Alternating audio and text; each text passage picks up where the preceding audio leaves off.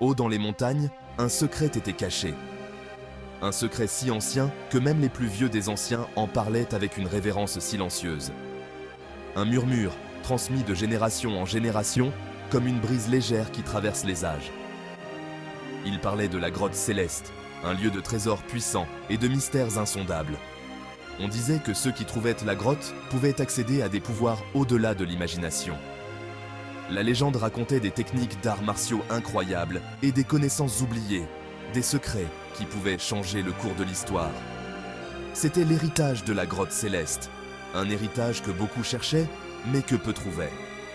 Pendant des siècles, elle est restée un mythe, une histoire racontée au coin du feu, un rêve pour les aventuriers.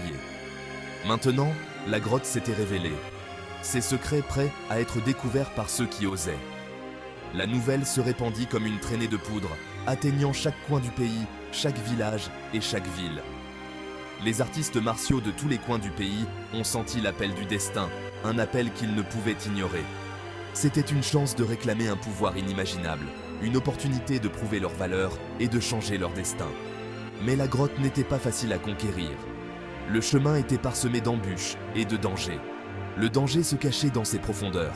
Des créatures mystérieuses et des pièges anciens attendaient les imprudents. Seuls les plus courageux, ou peut-être les plus fous, oseraient y pénétrer, prêts à affronter l'inconnu pour une chance de gloire et de pouvoir. 3 puissantes écoles d'arts martiaux se distinguaient des autres. Ces écoles étaient connues non seulement pour leur force, mais aussi pour leur sagesse et leur discipline. L'école du dragon azur, l'école du tigre blanc, chacune avec ses propres techniques et philosophies, et l'école de l'oiseau vermillon. Ces écoles avaient des histoires qui remontaient à des siècles. Chacune avait une histoire riche et des styles de combat uniques, transmis de génération en génération. La découverte de la grotte céleste les a réunis. Cette grotte mystérieuse était censée contenir des secrets anciens et des trésors inestimables. Ils se sont rassemblés au pied de la montagne, prêts à découvrir ce que la grotte avait à offrir. La tension était palpable dans l'air. Chaque école savait que cette rencontre pourrait changer leur destin. Les maîtres connaissaient en les risques. Ils avaient en passé des années à se préparer pour un moment comme celui-ci. Ils connaissaient aussi les récompenses potentielles. La gloire, le pouvoir et la connaissance étaient à portée de main. C'était plus qu'une compétition pour le pouvoir. C'était une épreuve de leur dévouement et de leur maîtrise. C'était une chance d'assurer leur héritage, de prouver la valeur de leurs enseignements. Le destin de leurs écoles reposait sur leurs décisions. Chaque mouvement, chaque choix serait crucial. Tous les yeux étaient rivés sur eux. Le monde entier attendait de voir ce qui allait se passer.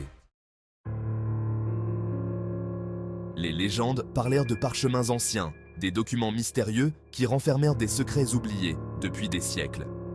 Ces parchemins contenaient des techniques d'arts martiaux perdus, des mouvements et des postures que seuls les plus sages connaissaient autrefois. Certains murmuraient des armes imprégnées d'un pouvoir incroyable, des épées et des lances qui brillaient d'une lumière mystique. D'autres parlaient d'élixirs qui pouvaient accorder la vie éternelle, des potions mystérieuses capables de défier le temps lui-même. La vérité restait entourée de mystères, cachés dans les profondeurs de la grotte céleste, un lieu où peu osaient s'aventurer. Mais une chose était claire, la grotte céleste détenait la clé du pouvoir ultime, un pouvoir que beaucoup cherchaient désespérément.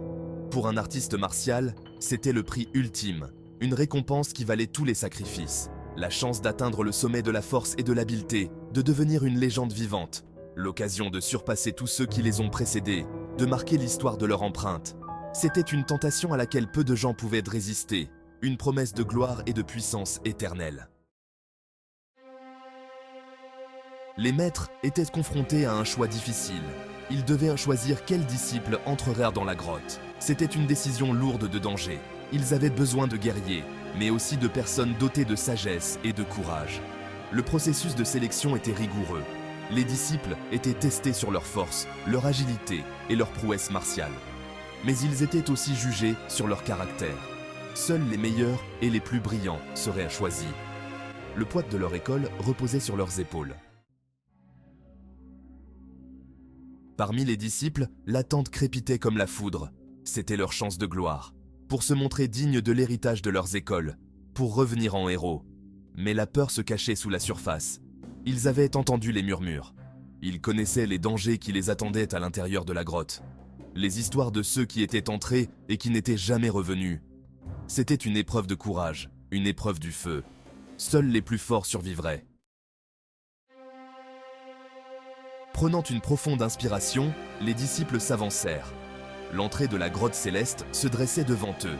Sombre et mystérieuse, elle semblait engloutir la lumière. Il n'y avait pas de retour en arrière possible. Leur voyage avait commencé. Ce qui les attendait à l'intérieur de la grotte, personne ne le savait. Mais une chose était certaine, leur vie ne serait plus jamais la même. L'héritage de la grotte céleste les attendait.